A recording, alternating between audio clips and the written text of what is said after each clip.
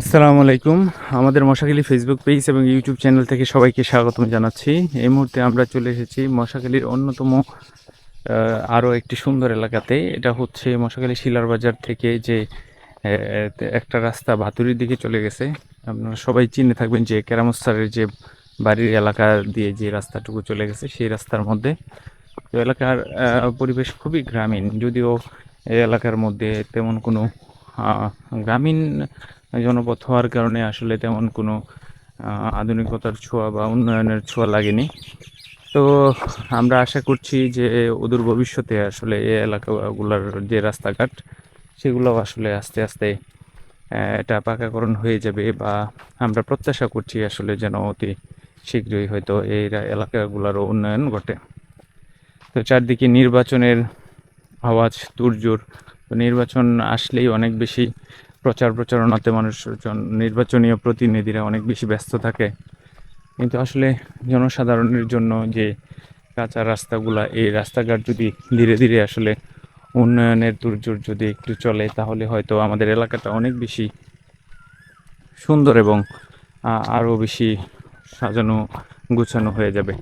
তো আমরা প্রত্যাশা করি যে খুব অতি শীঘ্র সময়ের মধ্যে বা অতি শীঘ্রই হয়তো আমাদের এলাকার যে পরিবেশ বা সকল রাস্তাঘাটগুলা আসলে অন্ততপক্ষে পাকাকরণ বা ইটের সোলিং পর্যন্ত হলেও কিন্তু মানুষের আসলে যাতায়াত বা চলাচলে একটু সুন্দর বা এবং স্বাচ্ছন্দ্য তা ফিরে আসে মানুষের যাতায়াতে। তো সেই লক্ষ্যে তো আমরা এখন এই এলাকার যে গ্রামীণ মেঠোপথ আছে সেই এলাকায় সেই রাস্তাগুলো আসলে আপনাদেরকে দেখানোর চেষ্টা করছি। চারদিকে গ্রামীণ জনপথ, আসলে গ্রামীণ ফসলের মাঠ, খুবই সুন্দর। তো রাস্তাঘাটে এই রাস্তাগুলো যদি একটু পাকাকরণ বা ইটের সোলিং হয়, তাহলে হয়তো আরও বেশি সুন্দর লাগবে, আরও বেশি চলাচলের জন্য আসলে আরও বেশি সুবিধা হবে মানুষের।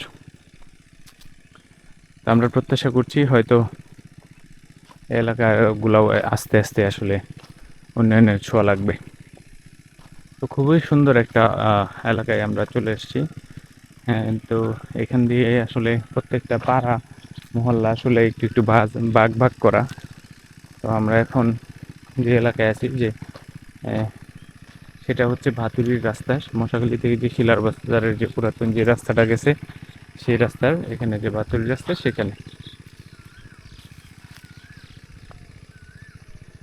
তো গ্রামীণ মেঠোপথ আসলে খুবই সুন্দর গ্রামের, কিন্তু রাস্তাঘাটের আসলে যখন গ্রীষ্মকালে চলতে আসলে তেমন কোনো ব্যাগ পেতে হয় না বা সমস্যার সম্মুখীন হতে হয় না।